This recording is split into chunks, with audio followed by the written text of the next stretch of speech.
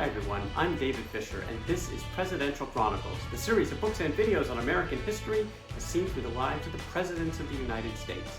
This episode is from the life of Zachary Taylor, and the focus is First Battle.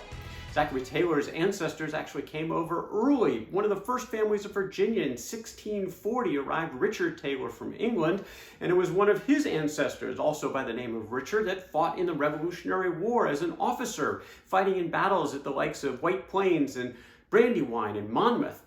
During that war, Richard Taylor married Sarah Strother, and they were awarded after the war a bunch of land, like a lot of the soldiers and officers got, about 6,000 acres awarded in Kentucky, and they decided to head west. Brought their small family with them, and that included their newborn, 8-month-old by the name of Zachary. Zachary Taylor, born November 24th, 1784. The family settled near Beargrass Creek, about 5 miles outside of Louisville. Now, this was the true frontier. Very simple life, simple cabins, wildlife was really everywhere, and this was Indian country, so it was both a dangerous area, but also a land of opportunity, which worked out pretty well for Richard Taylor.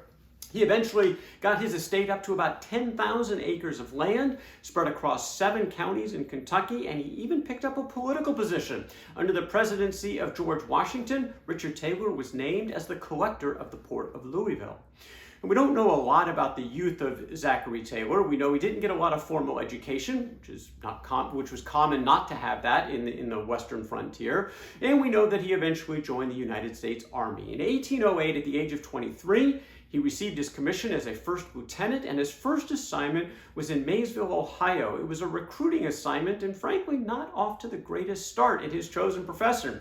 At the time, Zachary Taylor said, "I am rather badly off here on the score of society, but a soldier ought not to repine at that circumstance, for when he enters the army, he ought to give up society entirely." He was certainly going to give it a chance.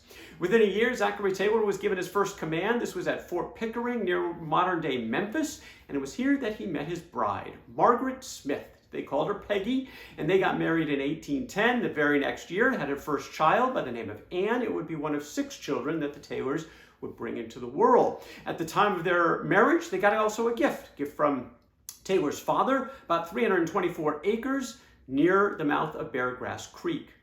This was 10 times in the United States. Britain and France were at war. The Americans were kind of caught in the middle. Depredations against American shipping was happening left and right, and the British were worse than the French, and they also had this practice of impressment, where they would essentially kidnap Americans on commercial ships, claim they were British, and force them to work in the British Navy. So this was a tense time for the country. At the time, for the military, Zachary Taylor got a promotion. He was promoted to captain, and he was assigned at Fort Knox, which was in Vincennes, the capital of the Indiana Territory, which was the home of the governor by the name of William Henry Harrison, the future president.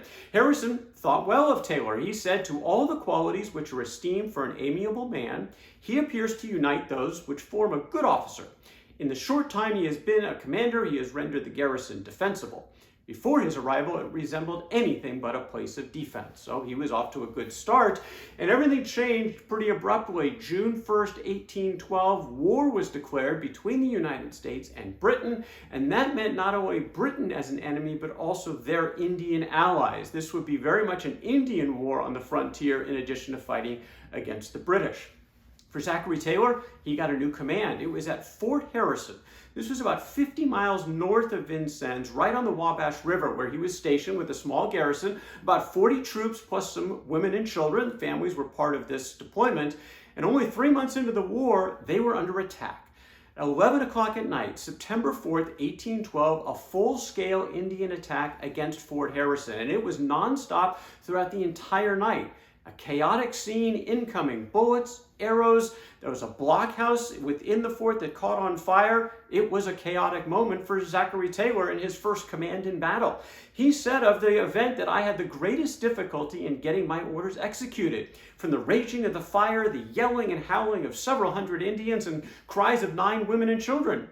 I can assure you that my feelings were very unpleasant, but my presence of mind did not for a moment desert me, and things actually worked out pretty well. Their defenses held 7 hours of nonstop attack that entire night. before the Indians eventually gave up. They couldn't get through the defenses, and only 2 Americans died within the walls of Fort Harrison that night. This was a pretty significant outcome, as so far the early skirmishes in the war in the region weren't going very well for the Americans, and he got a lot of praise across the territory, including from the acting governor, John Gibson. Gibson said, "The brave defense made by Captain Taylor is one bright ray amid the gloom of incompetency which has been shown in so many places." The Army noticed as well, Taylor got a promotion, a brevet promotion to the rank of major. This would actually turn out to be, though, the last fight of the war for Zachary Taylor. He was put back in command at Fort Knox throughout all of 1813, where he saw no action, then got an assignment to erect a new fort near St. Louis in 1814, but that assignment was short-lived. He came back to Fort Knox, got his permanent promotion to the rank of major, had another daughter by the name of Sarah, but then the war came to an end with no more fighting on behalf of Zachary Taylor. The Treaty of Ghent brought the war to a conclusion. The final result, status quo ante bellum. They basically said, we'll go back to the way things were, no indemnity, no cash payments. We're just going to essentially call it a draw. But it felt like a victory for the Americans. They had stood up to the British now for the second time, and at least they didn't lose. They felt like a victory, and peace would come not only to the country, but also to the frontier, at least for a while, as a separate treaty, as part of the Treaty of Ghent, was negotiated with the Indians in the territory for a separate peace. Most immediate impact of this for Zachary Taylor was a downsizing of the regular army, and this meant a lot of officer positions were eliminated. Taylor, as a career officer, was given the opportunity to stay in the service, but he'd have to take a demotion. He would have had to have gone back to the rank of captain. He was unwilling to do this, kind of felt insulted by it, and so after 7 years and 1 battle, a successful one in the United States Army, he decided to retire from the military in June of 1815. Going to go back to being a full-time farmer, but his separation from the Army wouldn't last long. He'd be back in uniform pretty soon, but that's the story for another day. That is Zachary Taylor and First Battle, from the life of Zachary Taylor. For more Presidential Chronicles, check out my books on Amazon.com, and don't forget to subscribe to my YouTube channel. Until next time, I'm David Fisher, and this is Presidential Chronicles.